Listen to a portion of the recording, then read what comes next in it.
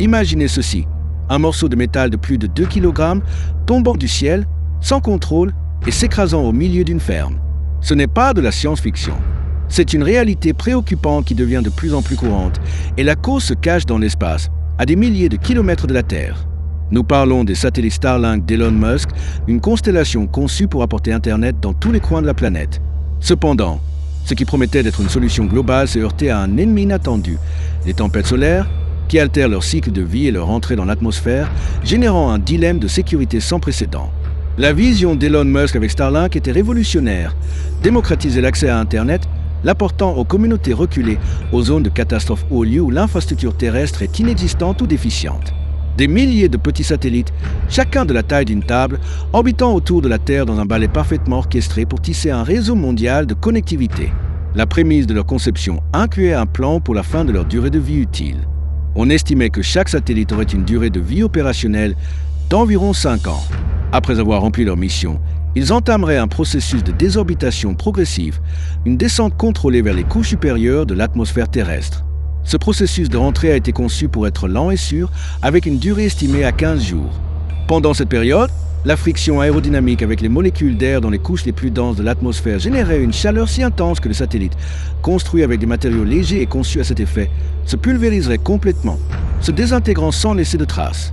L'idée était que tout résidu minimal qui pourrait rester, une fraction insignifiante de 5%, serait dirigé vers de vastes étendues océaniques, loin des zones peuplées ou de tout type d'infrastructure humaine.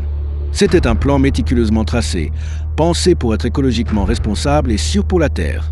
Cependant, la théorie se heurtait à une variable cosmique imprévisible et puissante, l'activité du Soleil.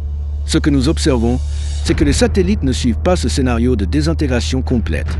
Des parties d'eux, parfois d'une taille considérable et d'une masse alarmante, survivent à la rentrée ardente et tombent de façon incontrôlée sur la surface terrestre. La preuve de cette défaillance est tangible et préoccupante. Le 20 août 2024, un fragment d'aluminium de 2,5 kg, identifié sans équivoque comme faisant partie d'un satellite Starlink, a été découvert dans une ferme de Saskatchewan, au Canada.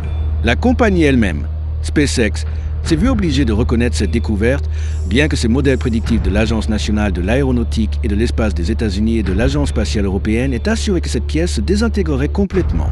Cet incident, bien que présenté par SpaceX comme un cas isolé et unique, suscite une profonde inquiétude.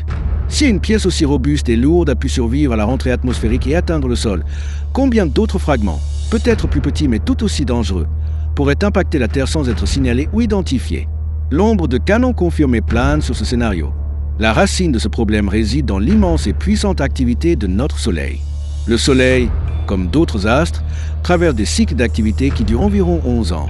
Actuellement, nous sommes dans une période de maximale activité solaire, une phase où le Soleil devient particulièrement volatile et éruptif. Pendant ce pic d'activité, le Soleil libère d'immenses quantités d'énergie sous forme de tempêtes solaires, également appelées éjection de masse coronale ou éruption solaire. Ce sont des explosions gigantesques qui projettent des particules chargées et un rayonnement électromagnétique à des vitesses vertigineuses dans tout le système solaire. Lorsque ces vagues de rayonnement et de particules impactent l'atmosphère terrestre, elles provoquent une série d'effets. L'un des plus importants pour les satellites est l'expansion des couches supérieures de l'atmosphère. L'énergie supplémentaire chauffe l'atmosphère, ce qui la fait se dilater et devenir plus dense.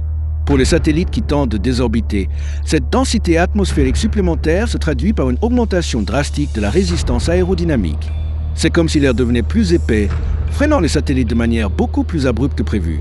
Cela accélère leur descente de manière incontrôlée et raccourcit drastiquement le temps de rentrée atmosphérique. Au lieu des 15 jours qui étaient estimés nécessaires pour une désintégration progressive et sûre, l'influence des tempêtes solaires réduit ce laps de temps à seulement 5 jours. Ce temps est catastrophiquement insuffisant pour que les matériaux des satellites brûlent complètement.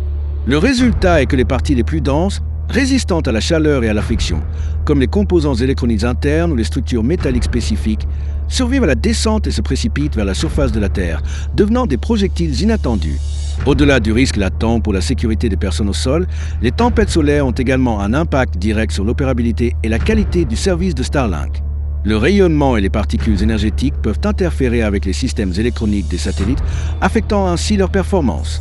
Elon Musk lui-même, en 2024, a dû reconnaître publiquement que les effets de l'activité solaire avaient exercé une pression considérable sur la constellation de Starlink.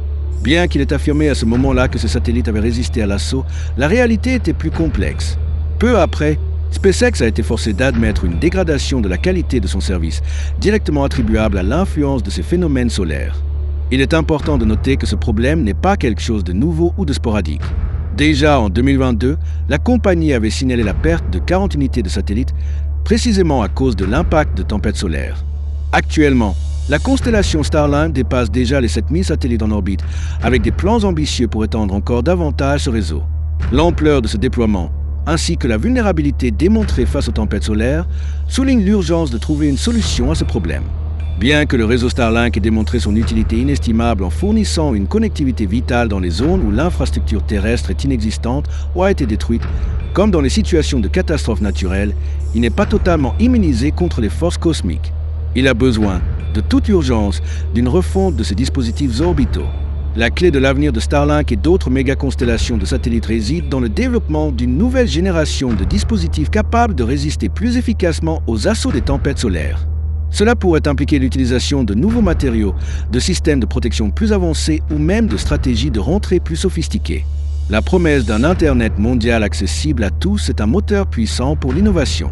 Cependant, cette quête du progrès ne peut, ni ne doit, mettre en péril la sécurité de notre planète et de ses habitants. C'est un équilibre délicat entre la vision technologique et la responsabilité environnementale et humaine. La course à l'Internet par satellite est passionnante et promet de transformer la façon dont nous communiquons et accédons à l'information. Mais les défis qui surgissent en chemin, surtout lorsqu'ils impliquent des risques de sécurité globale, doivent être abordés avec le plus grand sérieux. L'innovation doit aller de pair avec la responsabilité. L'avenir de la connectivité spatiale dépendra non seulement de la brillance des ingénieurs, mais aussi de la capacité des entreprises à s'adapter et à atténuer les impacts des puissantes forces de la nature. Ce n'est qu'ainsi que nous pourrons récolter les bénéfices de cette technologie sans compromettre la sécurité et le bien-être de notre planète et de ses habitants. Explorateurs, vous êtes-vous déjà demandé ce qu'il advient des satellites en fin de vie? La réalité, comme nous l'avons vu, est plus complexe, fascinante et parfois préoccupante que nous ne l'imaginons. C'est un sujet crucial qui nous affecte tous, de la qualité de notre connexion Internet à la sécurité de notre environnement. Si ce voyage dans l'espace, la technologie et ses défis vous a intéressé, assurez-vous de laisser un j'aime sur cette vidéo. Vos commentaires sont très importants pour nous. Nous aimerions savoir ce que vous pensez de l'avenir de Starlink et des tempêtes solaires. Pensez-vous que les ingénieurs trouveront une solution définitive à ce problème à court terme? La chute de ces fragments vous inquiète-t-elle?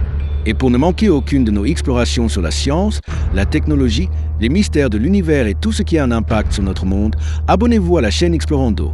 En activant la cloche de notification, vous serez les premiers informés à chaque fois que nous mettrons en ligne une nouvelle vidéo.